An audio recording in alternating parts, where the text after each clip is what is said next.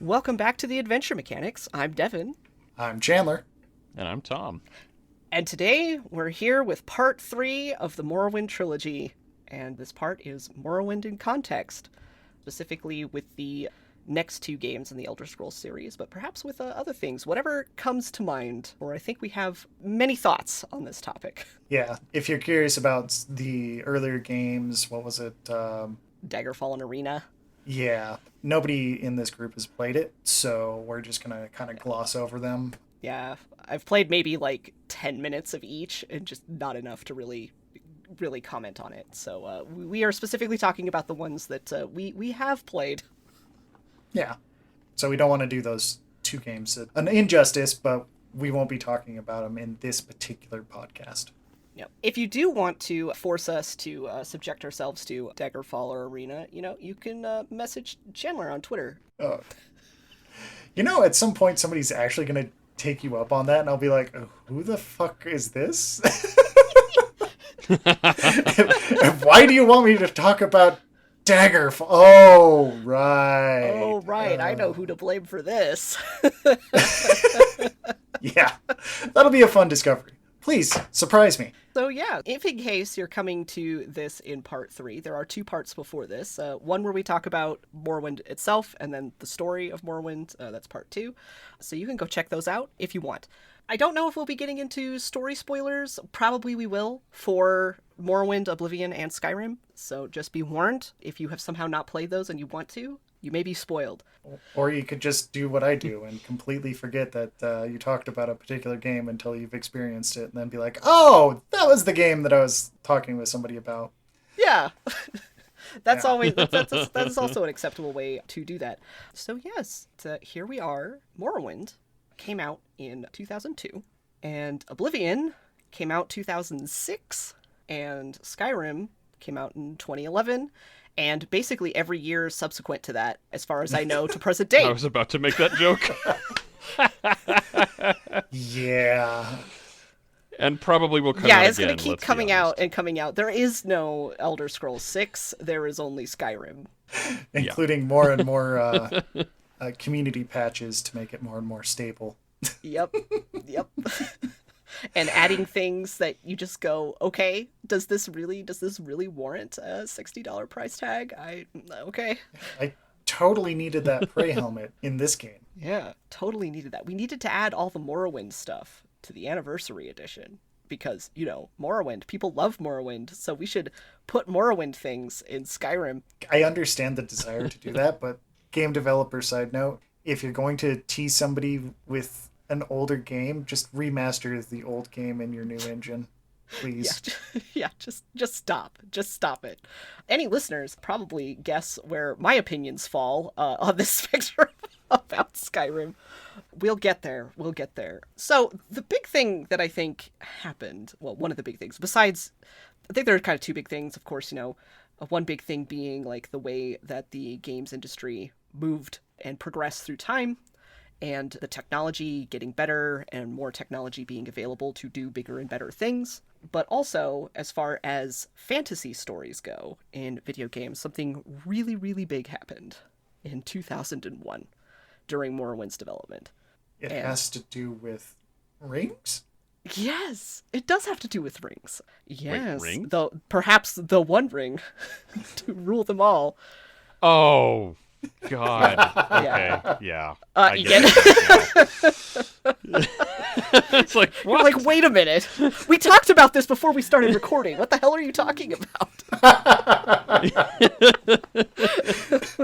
Tom's just like, I wasn't paying attention. I'm sorry. Yeah.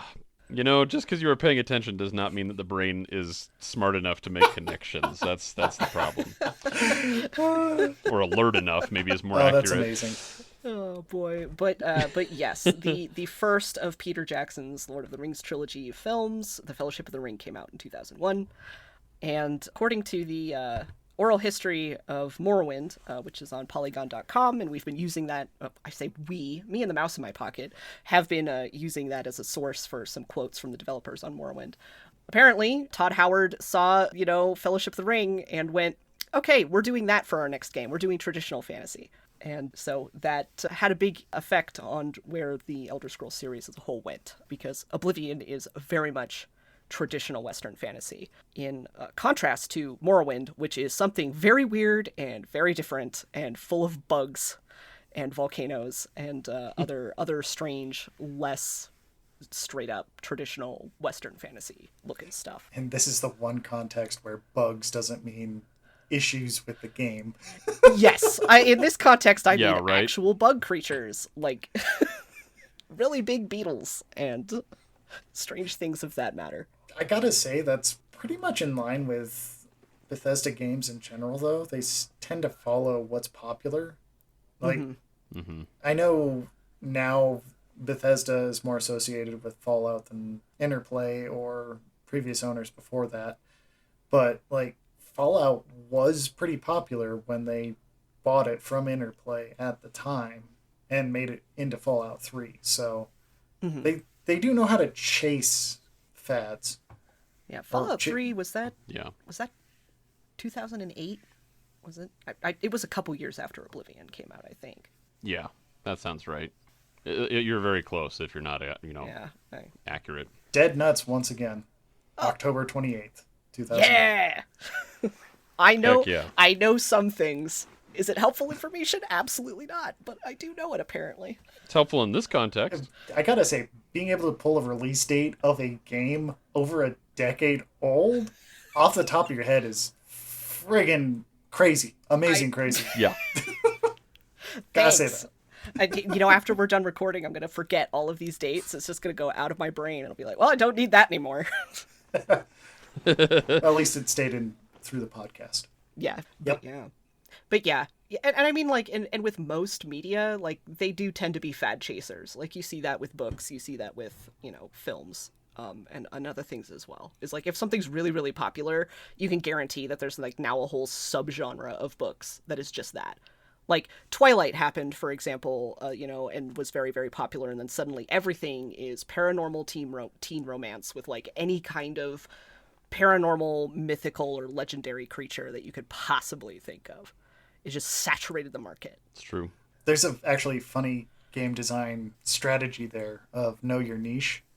And one example, I'll see if I can find the talk and put it into the show notes, but one example of finding your niche in a game design was actually using erotic novels as an example. And they went into what you would have to put on the cover of a specific erotic novel to get your niche, right?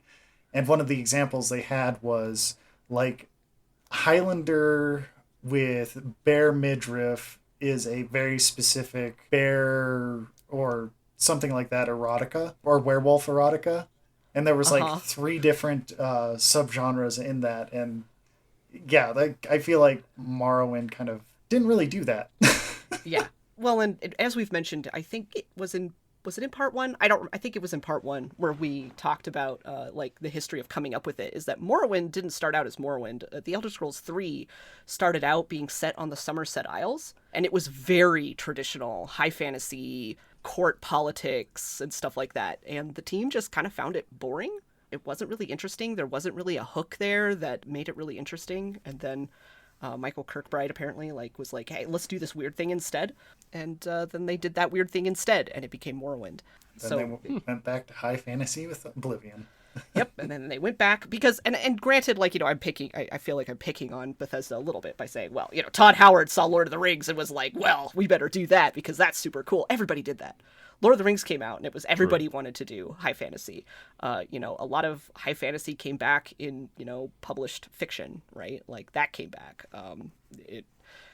Not that it ever went away, like, in books, but, True. it was just like there's a desire for this, and the market forces and capitalism being what it is like, let's just milk that for all it's worth. So, like, a lot of things did that. You had a bunch of films that were trying to follow that success and didn't do very well. So, But yeah, Lord of the Rings made high fantasy mainstream, basically. yeah. And Lord of the Rings 2 was considered like an unfilmable story. Like these are books that are unfilmable. You could not adapt them. They just have to stay books. And Peter Jackson proved that adage wrong, that you could make them, and that there was a desire for fantasy film, you know, and other kinds of fantasy story. That being said, Uwe Boll's In the Name of the King, a Dungeon Siege story, is unwatchable, but hilarious at the same time. Kind of proving the point that some stories don't make a good translation. Yeah, I mean, I think if we had like a dollar for like every fantasy film that came out post Lord of the Rings that just was bad, like you know, that just didn't do it right, we'd have a lot of dollars. No doubt, no doubt. I mean, there were very, very, very many, I think. But yeah, and I mean, you know, Tolkien just generally is a hard act to follow, just in the fantasy genre. Yeah, I could see that. Yeah. But yeah, so that kind of like set the path for Elder Scrolls back on this traditional Western fantasy road. And we get Oblivion. On top of that, I believe it was a, you know, updated engine. I mean, it looks very different from Morrowind. Yeah, a whole other monstrosities that they call characters. Oh yes, very, very, yeah, like very cartoony in a way that is, I mean, if you've played Oblivion, like, you know the Play-Doh faces in the character creator, you know the Play-Doh faces of NPCs as you just wander around, like somebody whips around when you talk to them and they're like, hi, and like their face is like all scrunched up in their big pumpkin head. You know, it was a thing, but you know, the landscape was very beautiful. Though you get some really great vistas looking out where you could see the Imperial City. If you had the computer to do that, or you were playing on the Xbox. Or you're playing on Xbox, which I was. You know, which, you know, it crashed on Xbox 360. It sure did. Yeah. I feel like the Play-Doh faces were definitely a departure from Morrowind, but yeah, I'm not sure it was an improvement. and you know, and I think like with graphics, it's always going to be a certain taste. Like they were, I think, intending to move more towards photorealism, but you know, you end up with this sort of, like I said, this more cartoony type style, which is very charming. Is it an improvement? I think that's just up to your taste. You know, I got used to it. I played, probably of the Elder Scrolls games, the one I've played the second most is going to be Oblivion. I have played it a lot.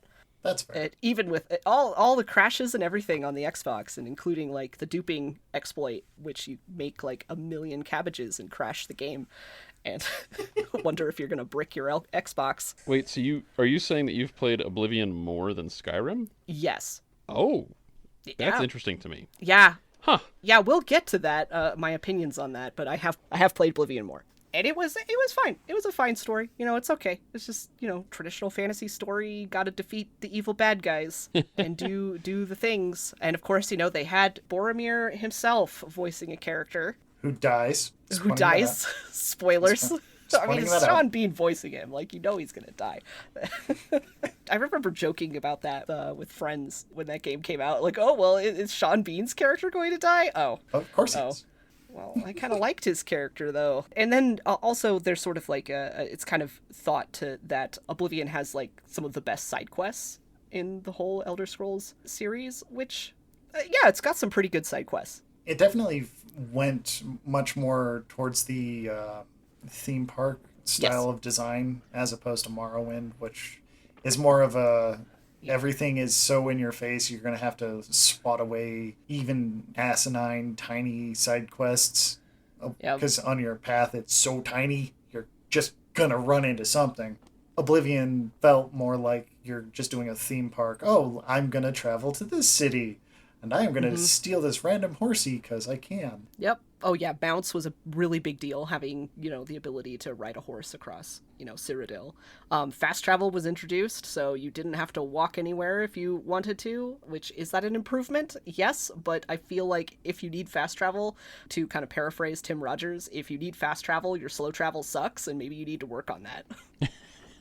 I actually think that if they kept it with a limited fast travel option like they did in Morrowind, it would have been a lot better. Because the open fast travel, although convenient, is an admission to your player that you're going to be losing time and you're just going to be wasting it in the world.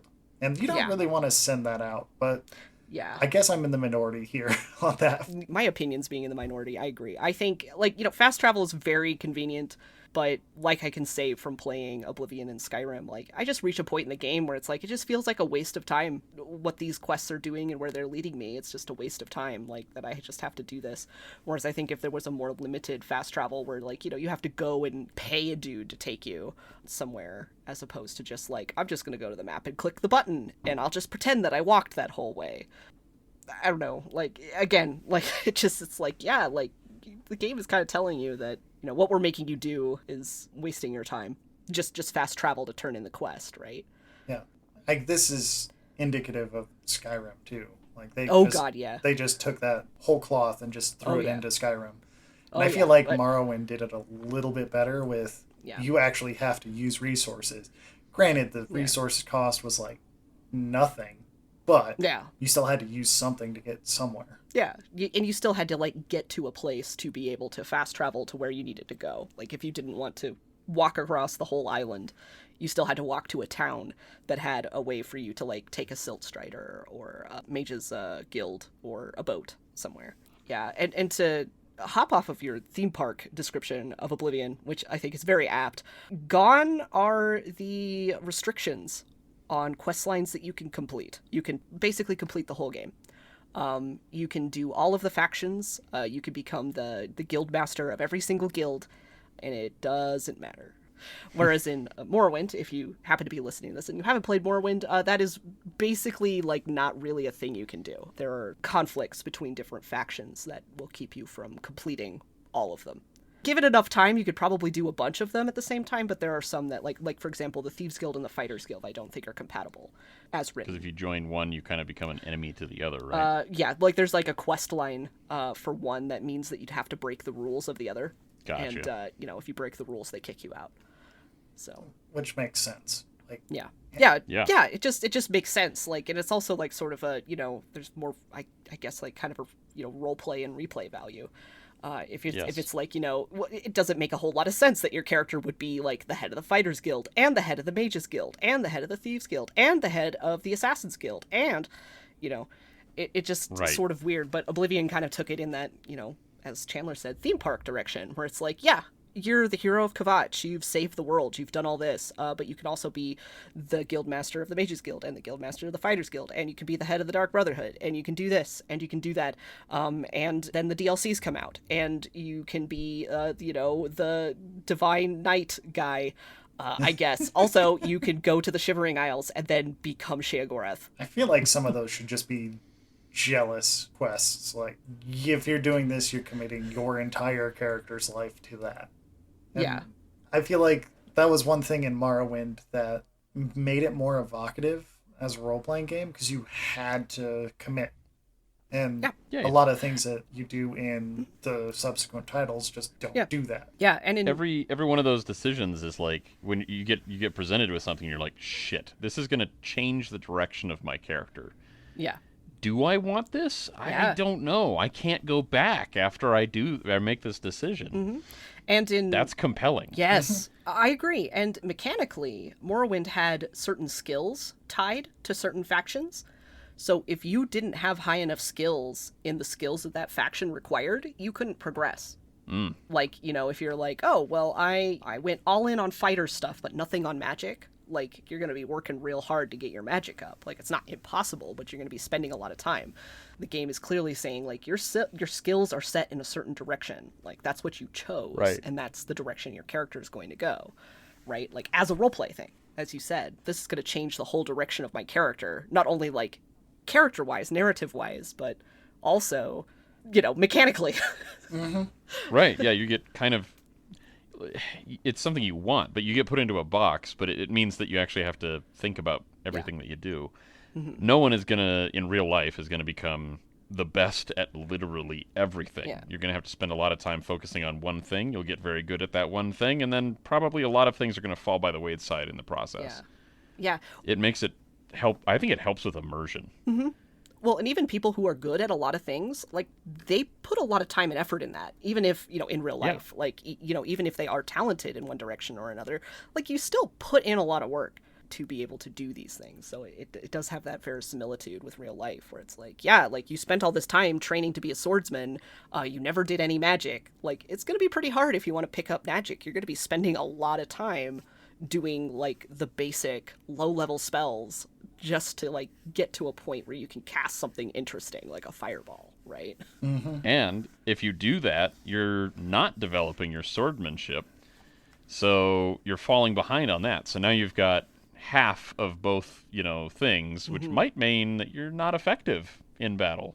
Or you get into the weird leveling of Oblivion or Skyrim where you just end up being under leveled because the way you were playing. You weren't playing optimally, which is present in Morrowind, but it's very, very clear in Oblivion that if you're not maximizing each and every level, you're getting put behind, and it feels terrible. Just take that difficulty slider and push it all the way to the left, like -100. Yeah, I know that kind of comes across as like counter to what we've been saying, but it really is like, if you're doing a theme park, you have to take the difficulty and accept the fact that people aren't going to be playing your game optimally. And they kind of did that in Morrowind, because you could play suboptimally and still feel competitive with every creature and monster that you were fighting. But in Oblivion, if one of your main combat skills was your main skill, it would feel like you were falling behind every time you leveled, and it felt absolutely atrocious. Yeah, that was like the weird level scaling with the creatures. Yeah, that's what you're talking about. Where like, you'll be running around in the wilderness forever, and just meeting wolves, and then you'll reach a certain level, and then suddenly there are no more wolves. There's just fucking minotaurs everywhere, wasting your time as you're trying to get where you're going. Or worse, if you wait to do the main quest. So you don't go to Kvatch. You're doing other things. You're exploring. You're role-playing. You're doing a bunch of stuff. And then you're like at level 12 or 15 or whatever. I don't know exactly what level it was when this happened to me. No bitterness there at all. You go to Kvatch, and, if you go there immediately, like at the very beginning of the game, there will be like scamps and maybe a couple, the clan fears, the little, like, dinosaur-looking things. Maybe a couple of those, but mostly scamps. Easy to deal with. If you go at a higher level, it's suddenly Daedra spiders. It's Drabora. It's the crocodile guys. It's just all high-level monsters that you just, like, struggle to get through because they're, what's the fantasy equivalent of a bullet sponge? And it just doesn't feel good. And it was a little disappointing to be like, oh, really? Like, because I'd noticed in the wilderness that things were changing, that there were different animals and I wasn't seeing wolves anymore. But it was just like, oh, is this going to be like the whole main quest for me? It's just like all of these high-level monsters, and then you go through the Oblivion gates, right? And it's just all high-level monsters. Which is like, oh, but you're, high-level difficulty. But it also sort of like, from a aesthetic texture sort of point of view, it's so very samey. It's like, whereas Morrowind, at least you could like wander off the beaten path and run into something interesting, but still see Nyx hounds and rats and things like that. At the same time, it's like, oh, there's an Ogrim just, here on this ridge. Oopsie daisies. Run. Yeah, it felt like the higher level monsters were a genuine threat, and they weren't replacing the lower level monsters entirely. Yeah. You'll still run into the squibs. Yeah. Like, that's a thing. And it doesn't matter what level you are. Yeah, no, I agree. And I feel like the humanoid enemies feel the same way. Like in Morrowind, some of them are very, very difficult. And then you get to a point where you're like, yeah, I can fight man or mare. It doesn't matter. I'll just go into this smuggler's cavern and I'll just fight them. And you just may have wandered into the wrong neighborhood because now they're like just whooping your ass even after you thought that you were doing so much better and that you were, you can fight people now. Whereas like, in Oblivion and then parentheses also in Skyrim and parentheses, it's just like you can just take on whoever. There really isn't any, oh, this guy's so difficult. It's just like, well, I fought one Breton, I fought them all. It's like, another Nord. Have at thee. I guess that's the reason why Oblivion didn't feel as good, for lack of a better phrase. It's because it didn't have the feeling of progression that you normally get in RPG. I know Neverwinter Nights came out afterwards, but in that game, if you leveled up in a given area, you would still be able to kind of like go to other sections of that area and still feel like, oh, now things are slightly easier. And I feel like when they kind of cranked up the leveling system from Morrowind to whatever ridiculous degree they took it to, they kind of lost sight of what they were doing. Yes, you do this, and yes, is pushing the players to play optimally and take the fun out of the game, but it also, you're playing a role-playing game, and a part of role-playing is an occasional power fantasy. And Yes. Oblivion doesn't have that because you're always treading water with that same level difficulty. And it is kind of immersion breaking because, like, Yeah. you see a standard villager just walking around, and you know that in the high level world that you've made it, that villager is dead in one hit from any monster like 10 feet out of their village. And you don't really have that in Morrowind because everything was already like dangerous. And Yep. oh, well, these villagers are pretty tough because they live in this place. Yeah, they live here. Right. Where everything's, just everything's really mean and wants to kill you. So they're pretty hardy. Exactly. Yeah, and with the DLCs, I don't remember, I remember a little bit of the story of Knights of the Nine, but I don't remember there being any real big difficulty issues. But Shivering Isles came out, and it had monsters, in the Shivering Isles that were difficult. Like, they upped the difficulty for all of those things. Again, they're basically, the fantasy equivalent of bullet sponges more than anything. But, it was pretty difficult, and it made sense because this is end game content, right? This is the last DLC. It's supposed to be special and weird. But there was no progression within that. It was just like, you go here, and these are just the monsters that you're fighting, right? Like, you didn't start seeing anything new. Once you'd seen everything that DLC had to offer, you'd seen it. Yeah. And which was really disappointing because I remember when it came out, I was like, oh, Shivering Isles looks like it's going to be weird. It's going to be something different. It's going to be doing something different, kind of like Morrowind did, right? Which for me is like, cool, yeah, I want to see something different, and I was enjoying Oblivion at the time, I didn't think it was terrible or anything, but it was just like, oh, I do want to see something different. I do want to see something that's not just like, Western high fantasy. I just want to see something more interesting than that to me, which, aesthetically speaking, it definitely was different, but but it was just like, oh, okay, I am here, I've seen what there is to see, and I'm kind of done. I don't need to see anything else. Which is, something that the games afterwards, which again, I think is somewhat, time and technology and money limited. Morrowind, I can still play that and find things that I've never seen before, or places that I've never been, and that's not true of Oblivion or Skyrim. Once you've seen it, you've seen it. There may be like a cave or something I've never been in before, but it doesn't have the same mysteries that you could still potentially run into or find. Yeah, well, I mean, when everything is kind of scaled to match where you are, it all feels kind of all the same all the time. That's actually, I think, one of the main things that made me not enjoy Oblivion. It feels like a drag. Yep.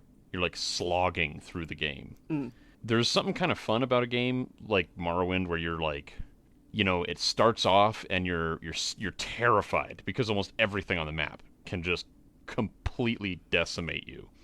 So you've got to like pick your battles carefully and work your way up and gain skills, and then like you get to the point where the thing, it's on the flip side where you can just slap every monster to death, and it's like you get that. It's like the reward for all that hard work. You get that like, oh yeah, I earned something. And when everything progresses exactly kind of like with you, you're just kind of like, okay, why am I working so hard? Yeah. Yeah. What difference does it make? Yeah. These Yeah. supposed swamps feel exactly the same as right around the Imperial capital. Why Yep. why do I need to care? Because there's only so many monsters that can be in that range, that you can fight and have it be a good challenge. So you end up encountering those monsters all over the place. Instead of feeling like you're discovering locations, you have this like dead world and these enemies that are at an approximate correct quote-unquote level just appear around you. And it feels like it's happening to you, not you are exploring the world. Exactly. Although that does bring up, I end up in game dev mode way too much, but that does bring up an interesting idea of what if the world is leveling around you and only around you, and whenever you walk into a place, you're just causing chaos, right? Because you're That'd be a fun right. game. Like, if you're gonna do the everything's power leveling and you're treading water, why not just take it to its logical extreme like that? It could be really funny, and yeah, you could end up with just almost anime levels of hilarity, I think. But All the villagers are like, go away. you aren't welcome here. Last time you were here, our village burnt down twice. We didn't even know you could burn a village twice. My cabbages. Exactly. Yeah. That's a perfect example right there. Yep. But yeah, and I'm gonna kind of shift us towards Skyrim here. Moving towards 2011. Skyrim learned some lessons from Oblivion, I think. As a team, there were some lessons that they learned. They got rid of that weird level scaling thing with creatures, so that's not really a thing.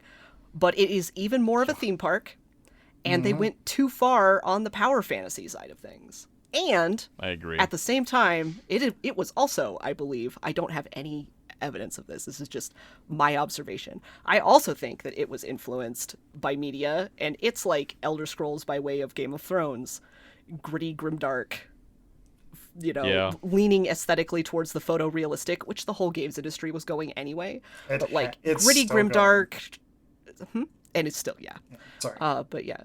Yeah, no, you're good. But gritty, grimdark, trying to do plots of political intrigue, and also at the same time this mythical force that comes from the age of myths and legends to destroy the world, right? It's just it's Game of Thrones. Yep. Yeah. It's very, very, to me, very obviously influenced by that, and does it poorly. In my opinion. Can't speak for anyone else, but in my opinion, just, and again, once you've seen it all. But yeah, it goes a little too hard in the power fantasy direction also at the same time, where it's just once you start leveling, I mean, this is the game with the jokes of if you level your sneak to max, you could just stand around in full light in front of enemies. And they won't see And they you. don't know you're there. Yeah. They don't. They're like, "Oh, that was strange." Oh, it must have been the wind. And you're just like, And you're just crouching. You're making faces at them, standing right in front of them. Which does make for some funny moments where you're just like, "Oh no, that person saw me," and you crouch, and then suddenly it's like you disappeared. Yeah. But yeah, just too far, where it's just okay, now you can just cleave through enemies. It's the main quest throws you into this place where you just have to go through this whole outpost of people that you just need to cut your way through. And yeah, you could just do that. You've leveled up enough. There you go. Have fun cutting people up, I guess. Also, here's DLC where you could build a house. Also, here's the DLC. You remember Morrowind? Oh, you loved Morrowind, right? You love Morrowind, right? Well, here's the DLC that references Morrowind, and more specifically, the Blood Moon expansion, except not really. Dragonborn has some good ideas, but it felt very pandering to me, as a Morrowind fan, where it was Todd, you destroyed Morrowind. You killed it. Don't bring in the the lore. corpse out again. Yeah, it's you destroyed it in the lore, and then now it's just oh, here's the DLC that's just fan service. You love Morrowind, right? And it's please don't. Please don't. That doesn't feel nice. It makes me feel sad. Yeah, agreed. And this is why I have not played Skyrim as much. It just, after I finished the game, the main game, before any of the DLC came back, because I obviously went back and played because of the DLC, because, who doesn't do that? Right. People with more willpower than me, apparently. But I finished the game, and it was just sort of well, I'm done. Which, even with Oblivion, I didn't feel that way. It was sort of well, I want to play again. I'll just make a new character and run around and do stuff until I get tired, But Skyrim, it's yeah, okay. And occasionally I'll get the hankering to be well, I wonder what Skyrim feels like to play today. And, I'll install it, and I'll play it. And then after 2 hours, I'll be well, that was a good 2 hours, just hanging out, time to uninstall. It just, there's just nothing. It just, the writing isn't as good, and it brings up, it has ideas that it's it clearly wants to play with this idea of empire versus with the Empire versus the Stormcloaks. The province deserves to self-govern, right? Like, we should be free of imperial, edicts and stuff. Like, we should be able to govern ourselves, but at the same time, the Stormcloaks are, like, kind of awful people, very, very fashy, like, get rid of all the non-humans and make it Nords only. Let's make Skyrim great again. Which, aren't bad ideas, but they just don't do anything with them in a way that's just not, like, surface level. Like, the only way to win the faction war is to not do any of the quests in the faction war, and it just is in the background, I guess. It's kind of like at the end of the main quest, where the Blades are suddenly like, there's one dragon, and you have to kill that dragon, it's Parthenax, he's a war criminal. And, like, you've spoken to Parthenax, voiced by the voice actor who does Mario, so thumbs up. Love that guy. Anyway, it's like, you've talked to Parthenax, and he admits, he's like, yeah, I used to be a war criminal. I did all these bad things, but I've seen the error of my ways, and I'm, trying to do something better and, use my powers for good. But it's up to you if you want to kill me or not. Like, I leave that up to you. And it's just sort of like, what the heck? And then it doesn't, like, give you the choice in the quest. Like, the only way to win is not to do the quest. And it just sits in your inventory, your quest journal, as it just sits there being like, you have to kill Parthenax to complete this quest. And it's like, no. What? Yep. That's like, what are you doing? At the same time, like, all the Blades, like, through the entire, like, storyline, you're just like, my dudes. Like, you really need to think about what you're doing, right? Like, I get it. Like, there are these stories and this old stuff that's coming back to haunt everyone, and it was magic that nobody understood. But can we, like, put some actual thought into this instead of just being like, oh, you hero, you go do thing? Well, it's part of the amount of risk that building a larger game like Skyrim. I'm just going from like a technical standpoint here, but a larger game like Skyrim necessitates a larger budget, right? So you can't do anything really adventurous with it if your financiers are breathing down your neck saying, this better make this amount of money for us or we're killing your entire studio. And you don't end up with more adventurous stories like you would find in Morrowind, or, I hate to say it, even in Oblivion. Like, all of those edges that somebody could get bruised by or scuffed by, those get polished off. So you end up with the blandest experience and the, from my perspective, the worst UI of any Elder Scrolls series. And I'm going all the way back to, like, their first ones that were a mimic of dungeon crawlers. But that's just my opinion on it. I mean, really, and capitalism ruins everything. Capitalism not compatible with art. Truth. It's which is, I won't get on that soapbox. That's a whole different discussion. But absolutely, like, and I know, looking at it, that it's like, a lot of people put a lot of time and a lot of years of their lives, not just the years that they worked, but, like, the years that were taken from them by crunch and not being able to sleep and eat regularly, and, things that they, lost, not being able to be with their families. They put a lot of that into a game that people really like and continue to spend money on to this day, the year of our Lord, 2022. With a consecutive, every year, a different release of Skyrim. Like, it clearly, like, matters to a lot of people and people enjoy it. That's great. But a lot of effort went into it, which I certainly don't want to disparage. But it's just, you're absolutely right. And it's just sort of like a grim future to look at, like, the market forces and the powers of capitalism as a big umbrella term for all of that, and seeing what it does to what could be art, right? Like, what is. I think video games are art, even if they end up, in my opinion, somewhat bankrupt by these processes.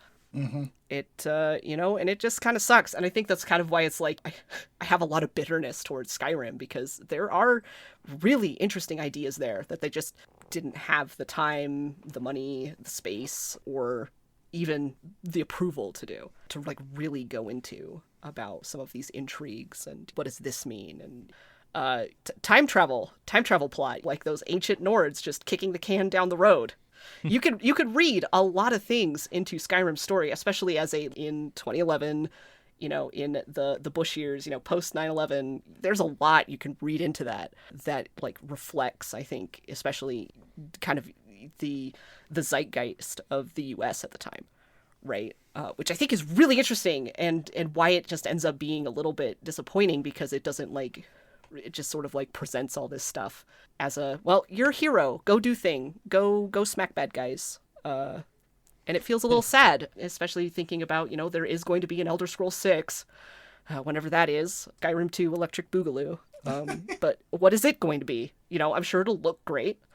It'll probably be buggy as fuck, because every game that releases anymore is buggy as fuck. It's not just a Bethesda Almost thing. Unplayable. Yep.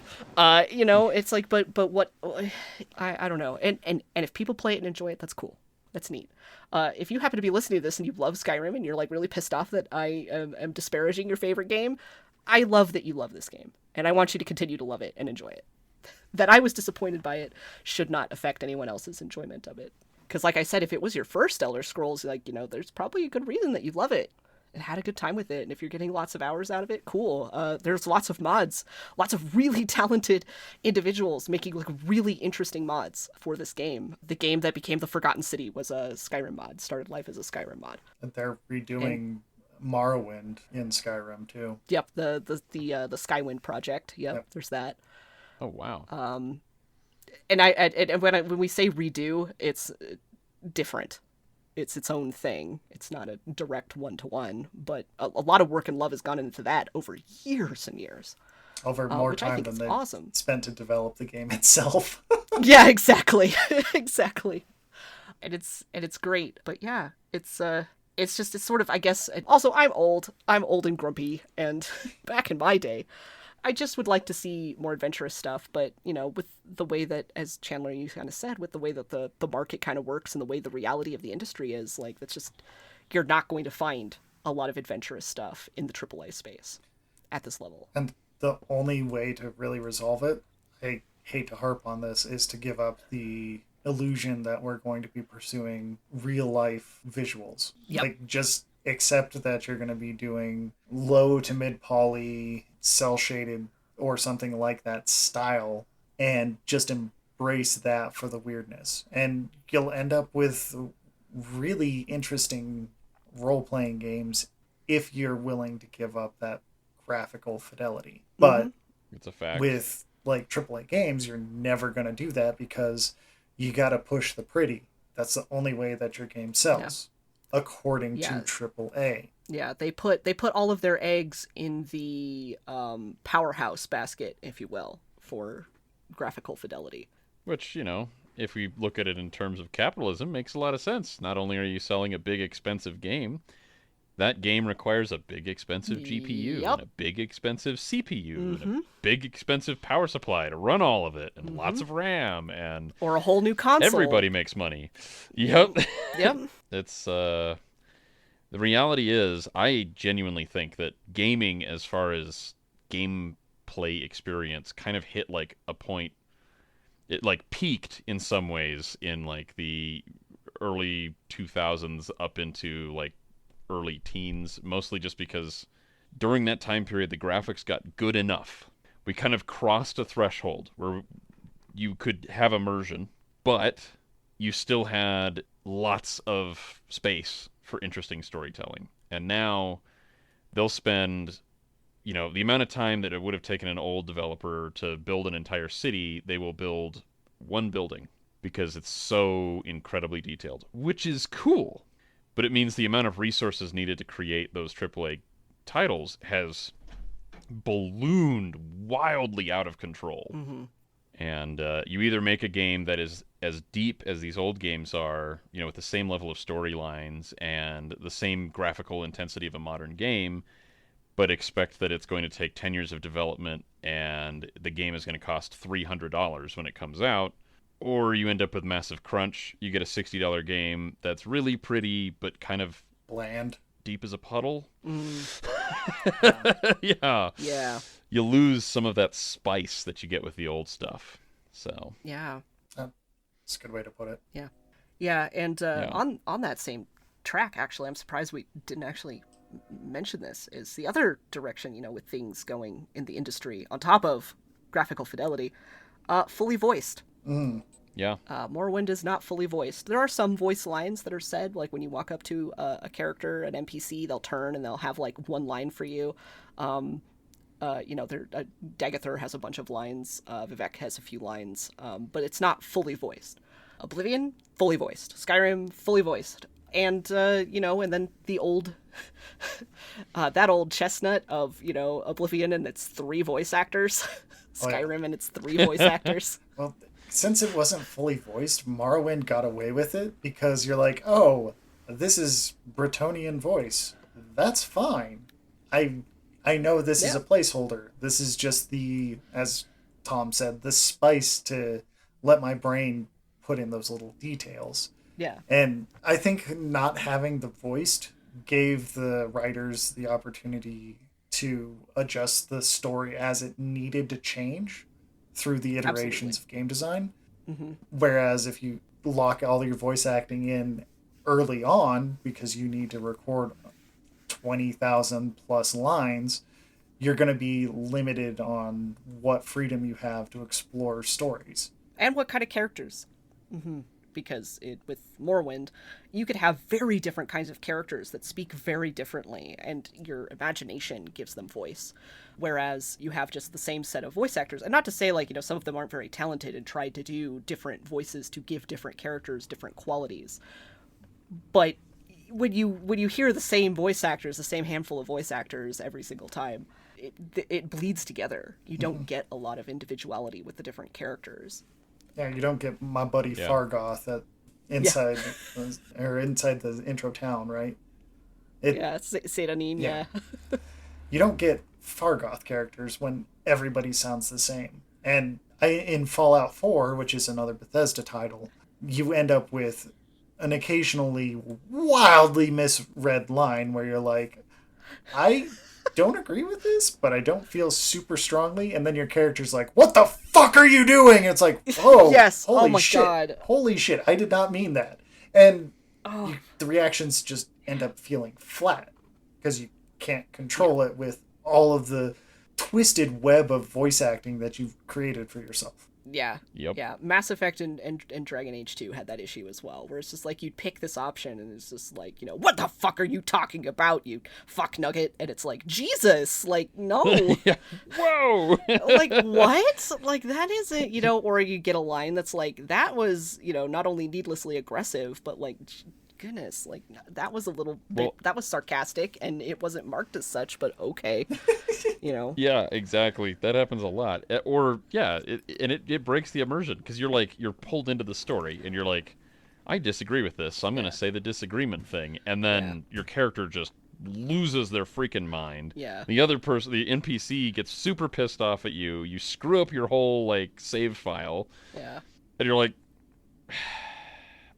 this could have been you're just handled like, so what? much better. Yeah. It's... Give me more options with some nuance. Yeah. Well, and and even then, like when you have a fully voiced game, like you're very limited on how many voice options you can have, like how many dialogue options you have. Like to pick on Dragon Age for a little bit, Dragon Age Origins, the protagonist was not voiced, so you had like lots of dialogue options. Usually when you were talking to a character that, go the spectrum from very friendly to indifferent to aggressive to sarcastic, you would have those. But because the character wasn't voiced, they had room to do that and then tie those to the voiced NPC lines and how the NPC would react, which sometimes you got like really interesting reactions because they actually did a voice line if you were very aggressive with this character, that they reacted differently than if you said literally anything else to them, And so you can do that, and then you move to Dragon Age 2, fully voiced protagonist. And now it's like, well, we can't have 6 dialogue options every time. We can only have 3.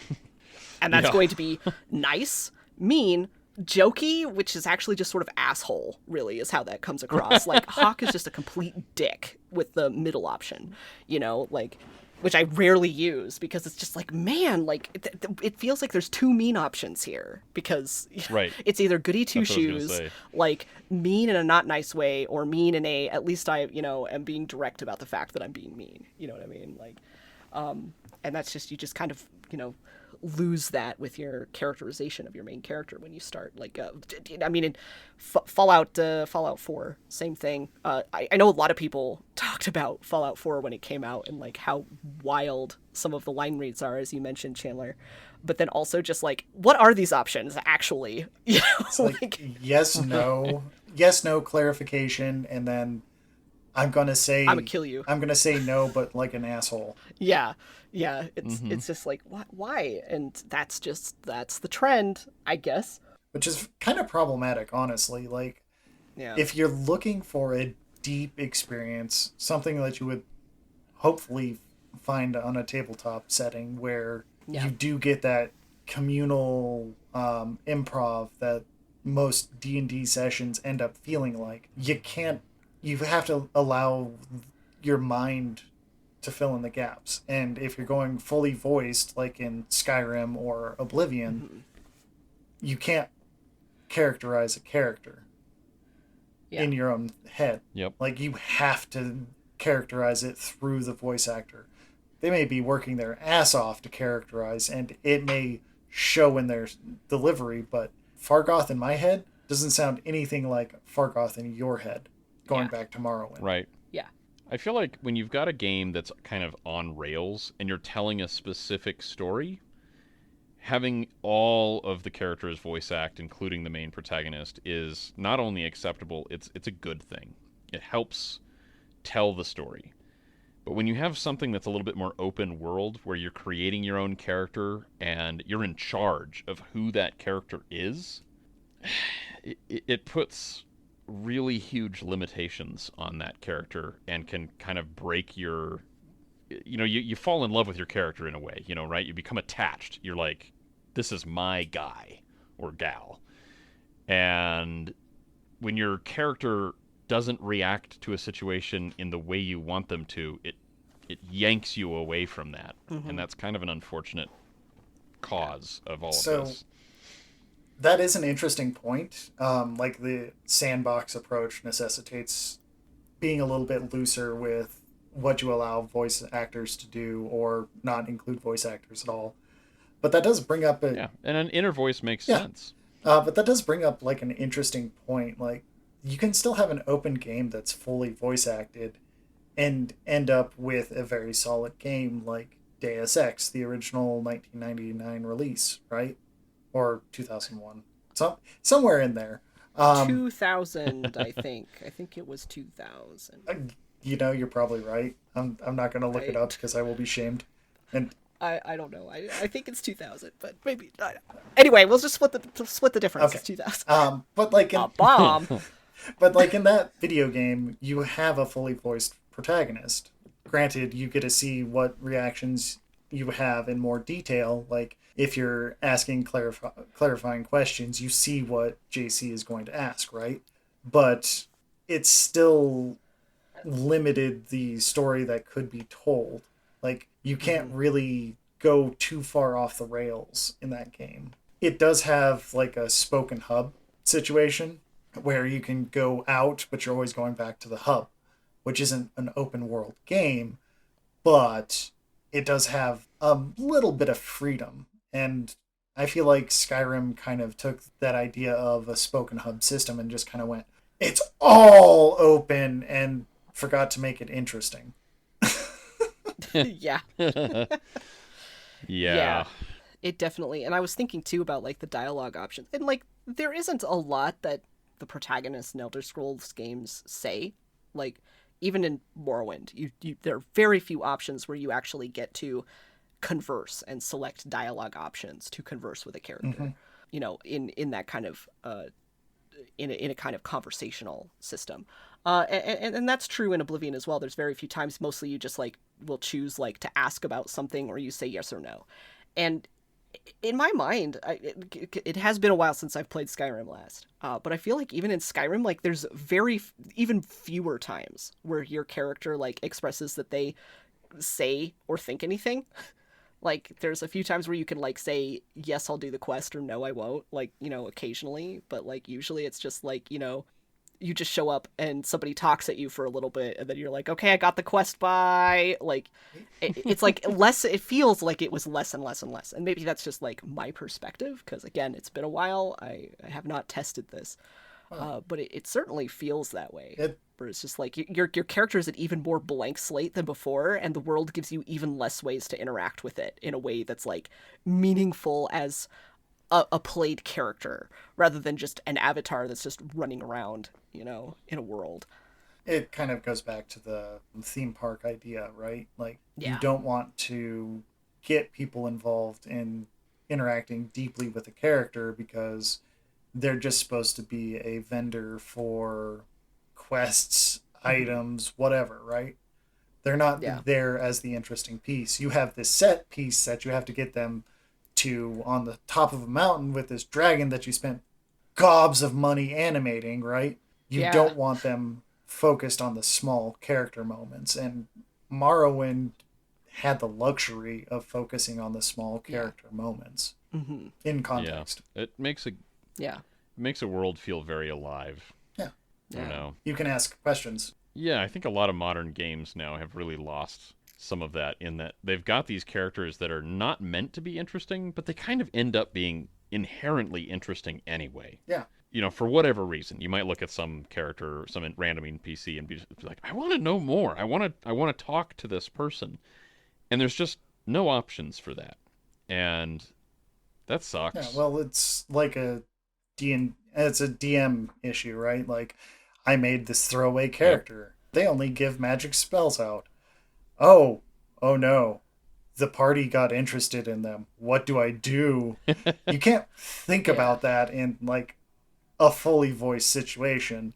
You have to think of everything beforehand, and you can't improv. And a lot of the filled in details that you could get into in Morrowind were based on that. Like, oh, I can do this. Well, let's talk to the writer and have them fill in that detail, because that really feels like they should have something in there, and they can hammer something up in like 20 minutes. It might not be great, but it's still there. You can't do that with a voice actor, because you have to bring them in for 4-hour stints and have them do everything they need, and maybe you overwork their voice so they don't even sound the same for the time being. Yep. You're not paying a writer for 20 minutes of writing. Now you're paying the writer for 20 minutes of writing. And voice actors, which tend to be more expensive, are going to be who knows how much. So yeah, your cost gets driven way up, because it's not going to be one take. So it's not 20 minutes. It's hours potentially just to get things correct. Mm-hmm. And then you've got to implement all of that, and then you've got to match the lips, so that they move correctly. Oh my God. Like the complexity just goes ballistic. You're not dealing with a line of code. Now you're dealing with an animation and a line of code and an audio clip.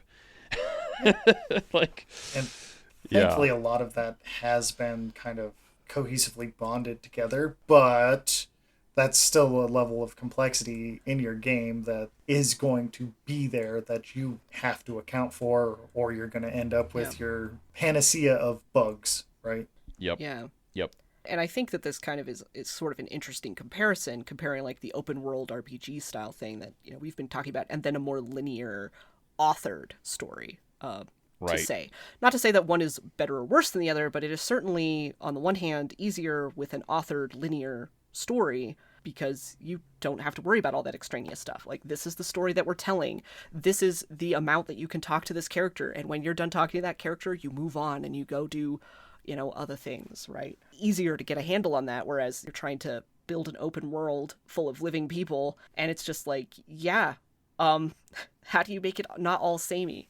Something could be done. Like, I think The Witcher 3 is a pretty good example of like an open world that is pretty full of stuff and people and feels alive mostly. That it feels better than other open worlds. But, they started from like all of the little tiny details and worked to the macro stuff from there, right? Whereas, usually it's the other way around. Here's our map. We need to put some stuff in it. But even then, it's a lot. It's a lot to write out and script and place and then record lines for. I feel like the Witcher series is still more authored than Skyrim is, though. Yes, it is.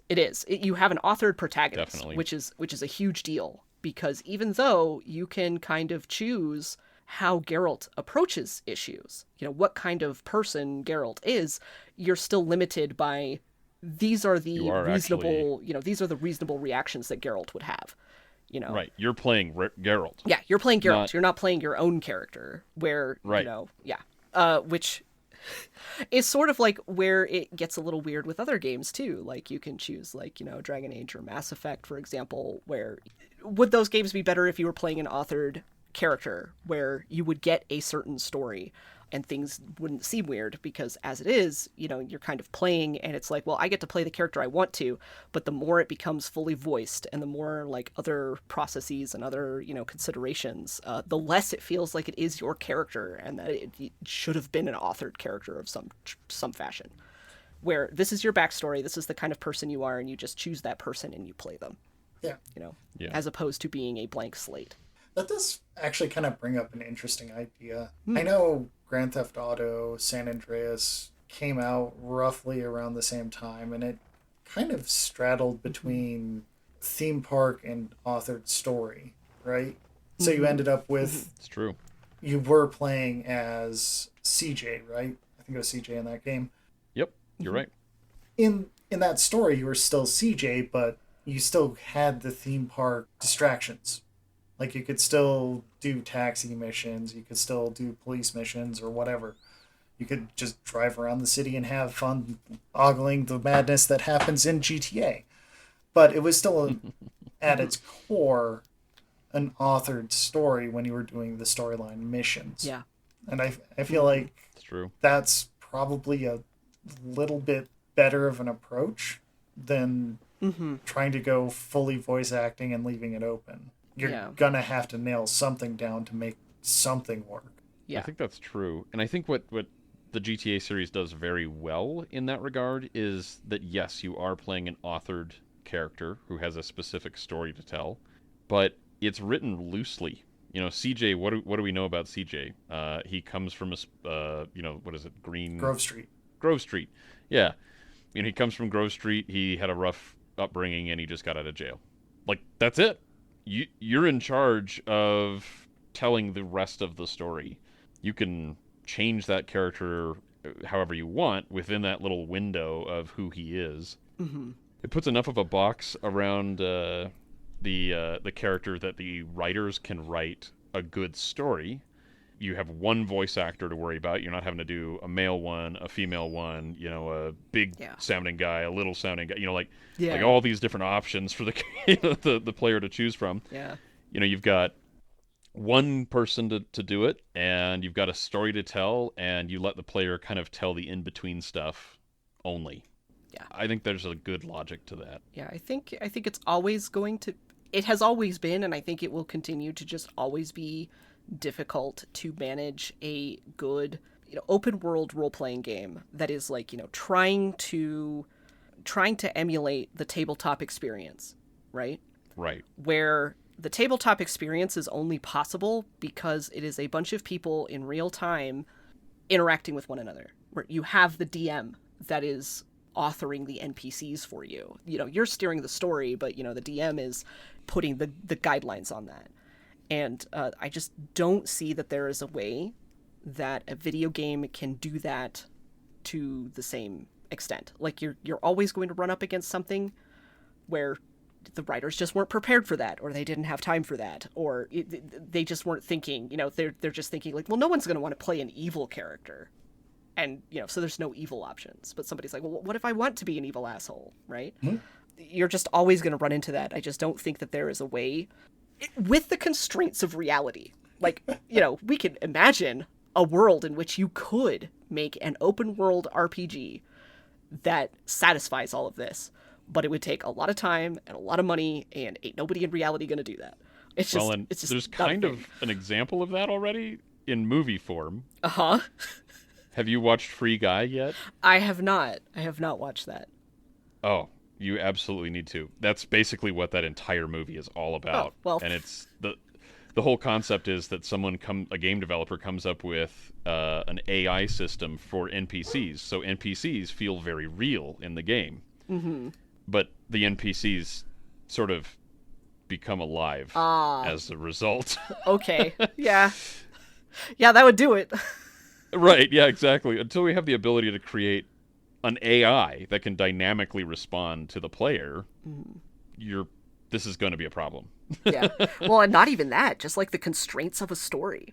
You know, like Right. where you're playing a game and it's just like, yeah, we don't, we're going to, you want to play evil, you're going to be cartoonishly evil. And you're like, but my character wouldn't be like that. Like they're evil, but they're not cartoonishly evil, or whatever. Yeah. Or you're like, I'm playing a chaotic good character where like I'm generally on the side of good, but my character would never do this quest.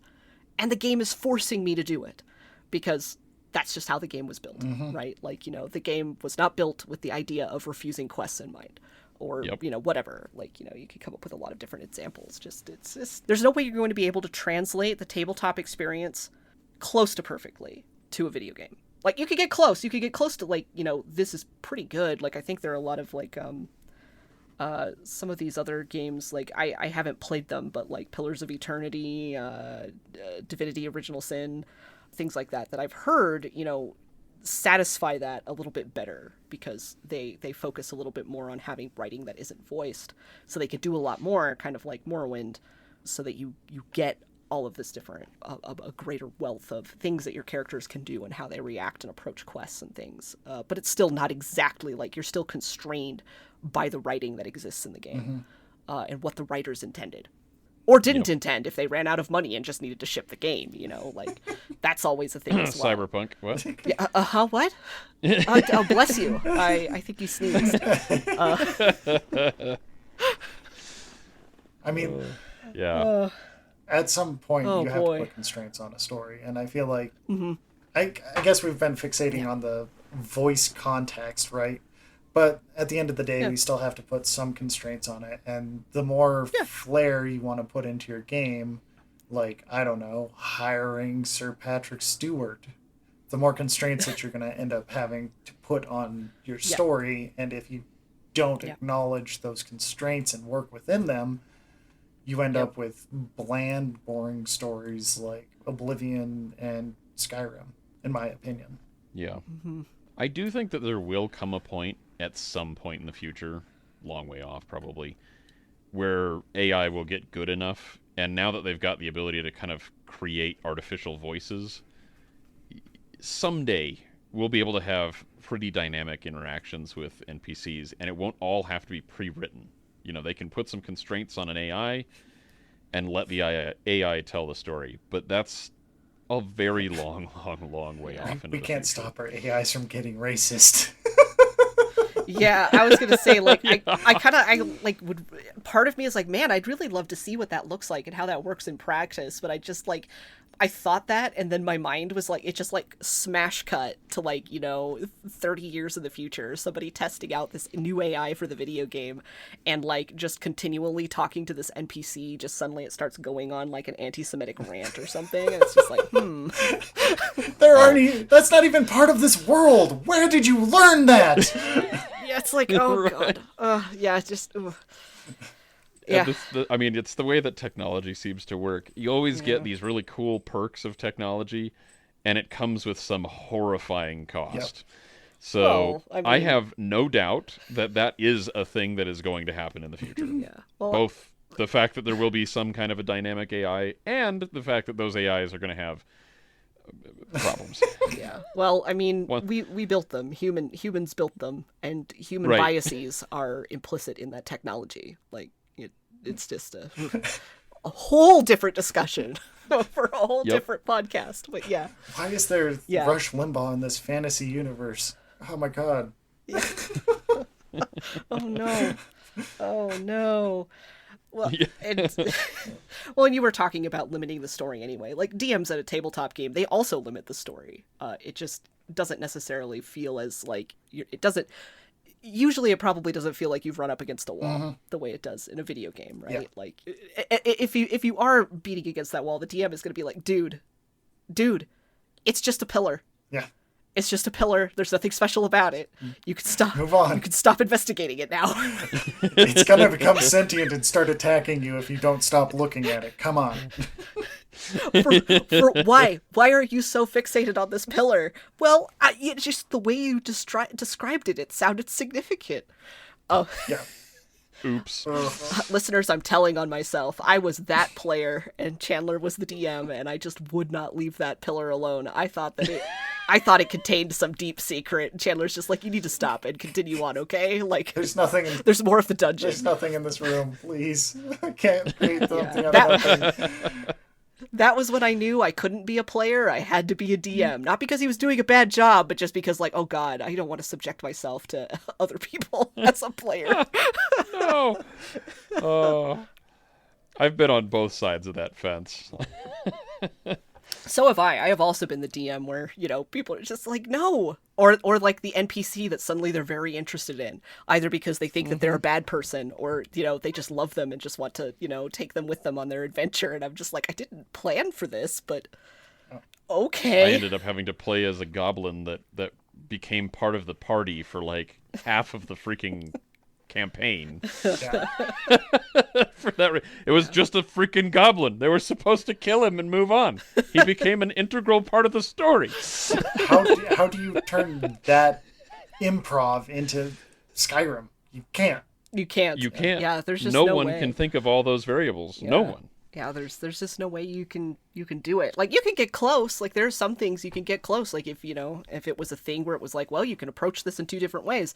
You can either kill the goblin right out, or you can get close enough to speak to him and then find out that actually, he's just trying to, feed his wife and kids, and he's got 13 of them at home. And do you know how many hours that takes? And gathering things out in the woods. Sometimes you just got to steal a cow. Sometimes you just got to break into someone's barn. I didn't want anyone to get hurt, but I just got to feed my kids. And you go, huh. Okay. I don't want to kill you anymore. Yeah, well, kind of like, the Here's some Witcher, bread. the Witcher approach to things, where it's like, maybe it's an evil creature, but maybe it's also not an evil creature. Like, maybe there's some nuance to this, You could do some of that, but you can't do it perfectly. You can't just be like, oh, Right. well, I'm going to collect this goblin and take him on my adventure now, or whatever. The game won't let you do that. They just didn't program that into the game. Yeah. Or they did, So- but if they did that, then maybe they had to cut, something else elsewhere in the game, Right. So we didn't mean for this, but I think what we just did is made a very long advertisement for D&D. Or role playing in general. Role-playing in general. Yeah.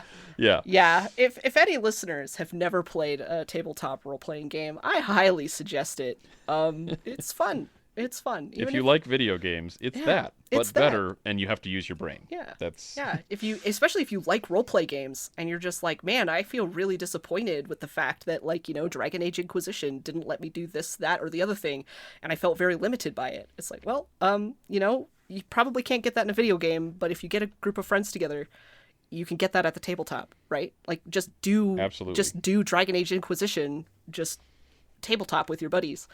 I'll bet you there's already a module for it. I'm sure there is. I'm sure there is. You don't even have to write it yourself. It's good stuff. Because video games will not come close to it. No.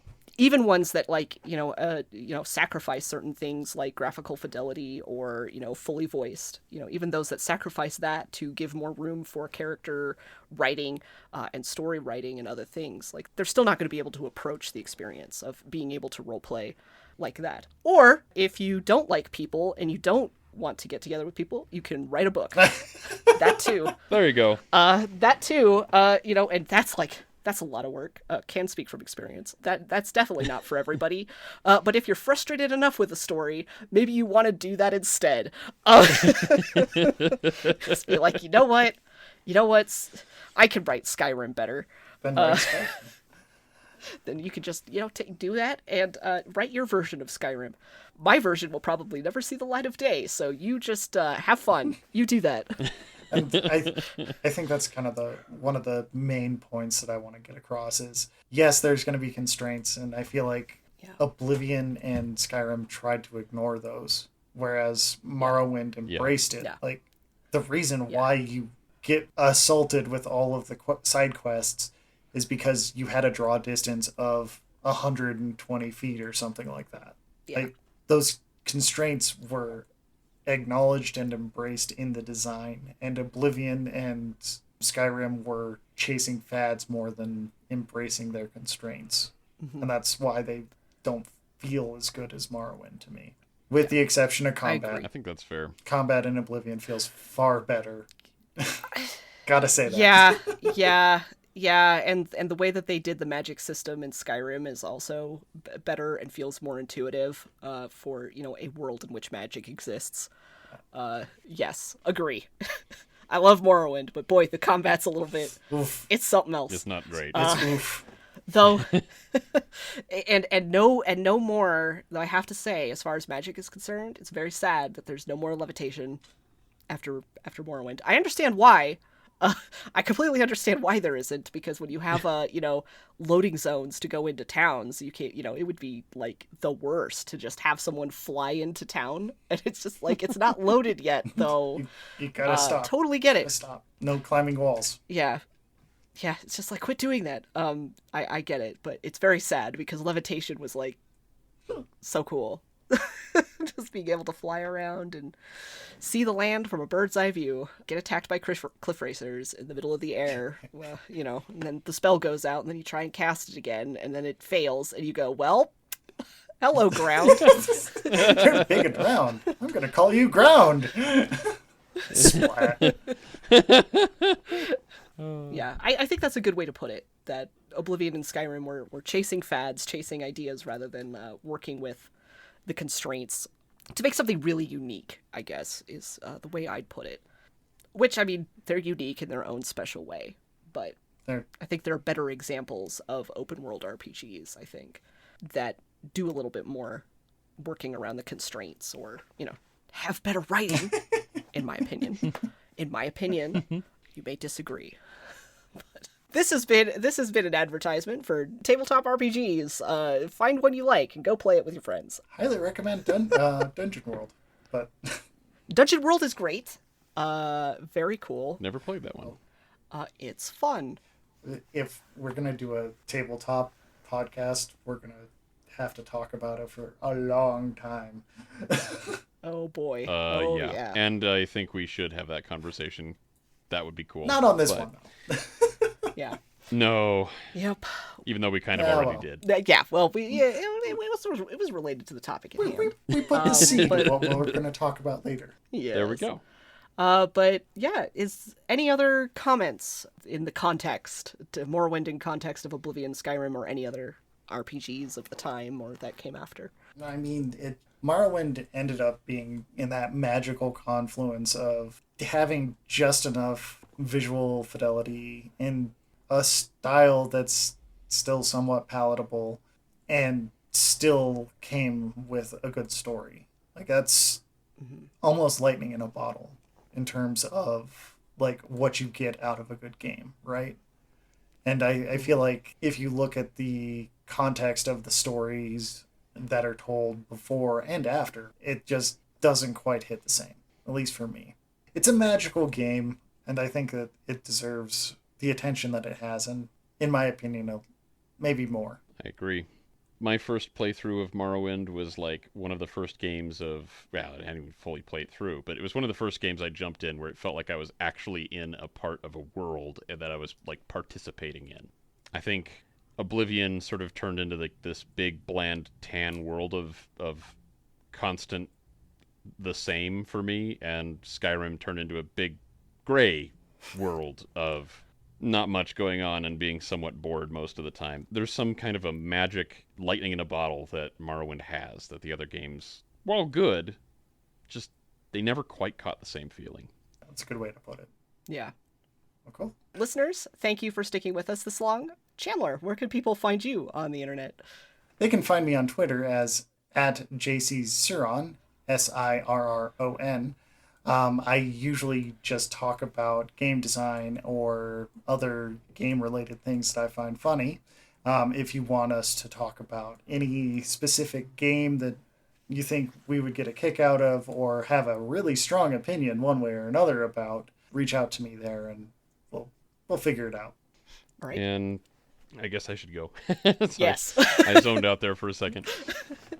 If you are looking for more content from me, you can find me at Vintage and Voltage on Instagram, where I specialize with like e-bikes, car audio, and just car stuff.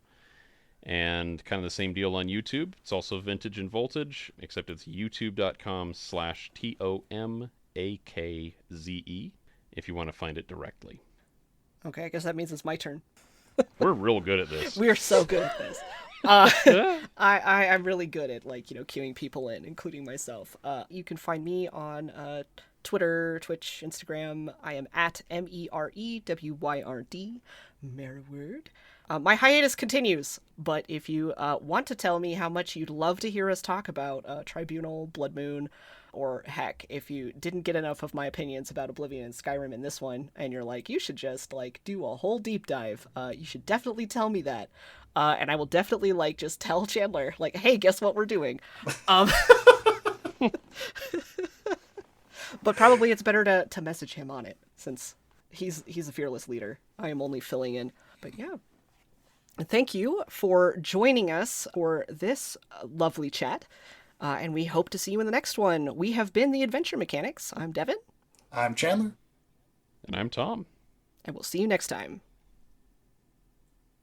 Bye, everybody.